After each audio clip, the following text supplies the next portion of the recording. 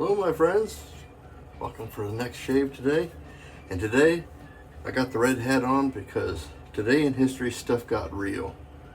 We're talking about the 19th of April 1775. This would be Lexington and Concord. This is what many generally accepted as the beginning of the actual shooting war of the American Revolution.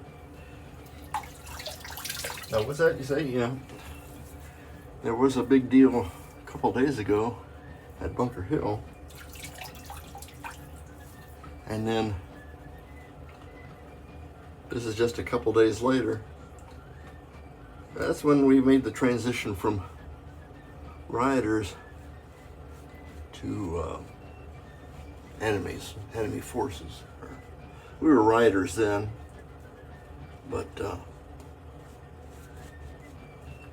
now we're a force. And this all started, well, the night before, last night. I think it might have been before that, but stuff started happening. And Governor Gage, who's the territorial, or whatever you call it, colonial governor of Massachusetts, sent some troops out under cover of darkness towards the villages of Lexington and Concord. I'm gonna have to take this off because it's getting in the way. Now they thought that moving by night, they would have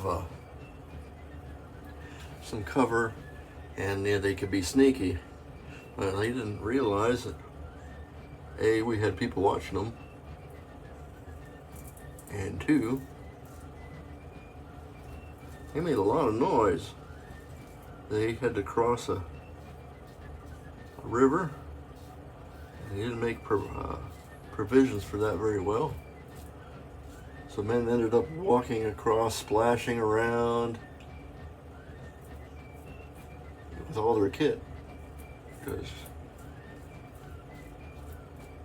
their uniforms, they had haversacks full of ammunition and all their accoutrements, drummers and fife people and all that stuff. Well, they made all kind of racket. And of course, it's not difficult to imagine word got out quick. That's what Paul Revere and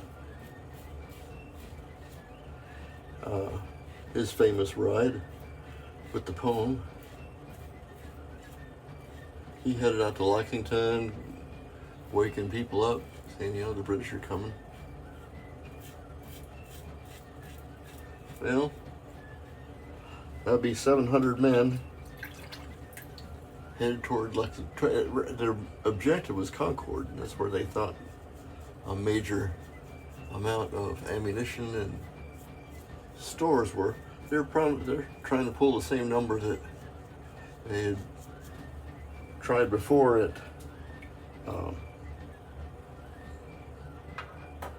dang, why can't I remember the name? And we were there too. Well, they had tried picking up the ammunition before, and it wended badly. But they didn't learn, so they tried to do it again. Well, they got to Lexington, and 700 troops marching on Lexington. Well, and here's where it got a little romanticized a little bit. There were only 70, reportedly 70 militiamen at Lexington Green when they arrived there. They started out, British troops started out just with their muskets. They were just loading powder, they were trying to be humane about it and not inflict any casualties and stuff. They were actually kind of comical, this whole thing. They were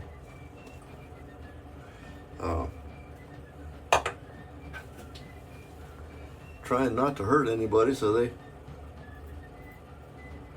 let's go across. Firing blanks at first, and then some joker, and is unsure, it's not known completely where the first shot came from. But somebody fired an actual round on somebody, and then it was on.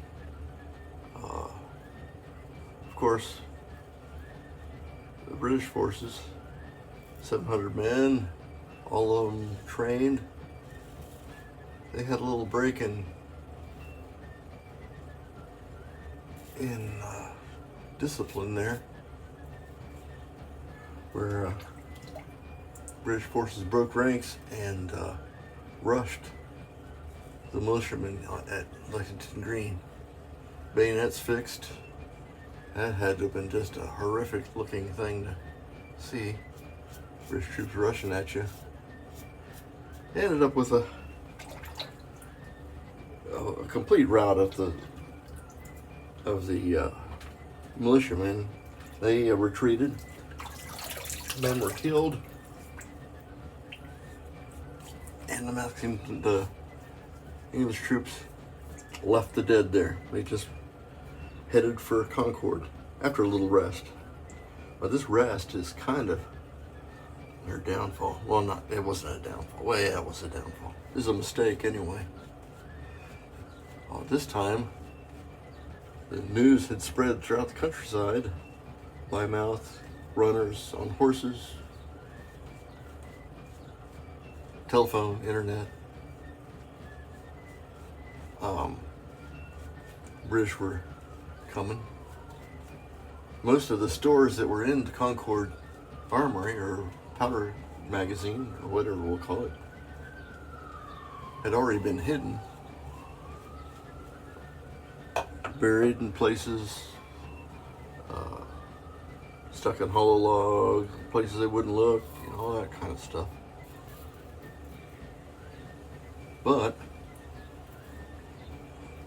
along come the British. Didn't find anything. And militiamen were starting to show up in force. By the time they got to Concord, these 700 British troops were facing thousands of militiamen, Minutemen, and they beat a retreat some 17 miles back to Boston. See, Concord's not far from Boston. It's just up the road a piece. Well, that's where it got bad, because you have these guys trying to make their way back to Boston. They're beating a retreat because they're outnumbered. They're firing muskets, which is a volley weapon, against rifles that used by the farmers of the rebel forces, or militiamen were using their own personal weapons that they would use to gather food with. So it's a way more accurate. Rifles, that's the difference. Rifles and muskets, got to remember that coming up here. And this time, they were under had some pretty good command structure involved with the militiamen. So they were reasonably well organized, hiding behind every fence and tree and stuff along the way between Lexington, Concord, and Boston, and just making life miserable for English forces. They were tired. They had been carrying a lot of gear. They were frightened because they were getting unfriendly fire from behind every living place. from behind, from the front, being very ungentlemanly, as some have said, because guerrilla type warfare that the militiamen practiced, picking off officers, and just basically not being orderly and stand up in the what was it, Bonaparte style, Napoleonic style of warfare that the English were doing, standing up in a row and marching, and well, that wasn't working out so well for them. Oh boy, what an incredible shave. We were using, by the way, Mitchell's wool fat today, and this is a vintage Gillette Super-Speed blue tip. This is a 57.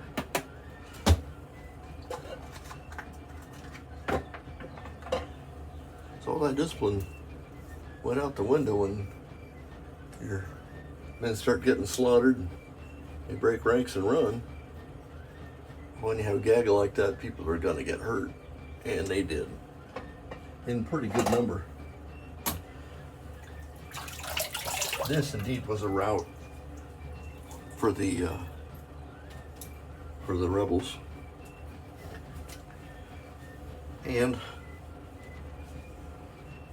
was called what, the shot heard around the world. It's often bandied about by this.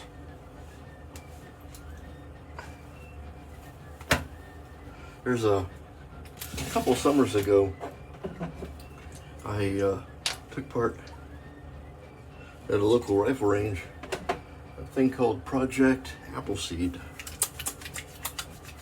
and it's a civilian marksmanship program. I took my little 22 over there for some target shooting, and it's almost entirely based on their whole teaching structure, and their history goes back to the Revolutionary War Veterans Association, who kind of started this Appleseed thing. And we talked about Lexington and Concord all afternoon and shooting, and it was a great time. If you get an opportunity to participate in that, I highly recommend it. It's great fun. You can get them at appleseed.org. Would be something. We're going to use Lucky Tiger.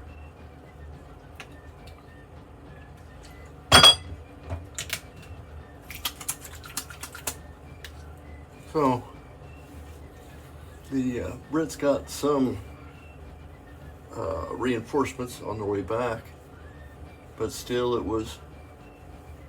they'd inflated to maybe 1,200 troops, but they were facing 3,000 or 4,000 militiamen who, as the word got out, and they started converging on them, and it was terrible for them.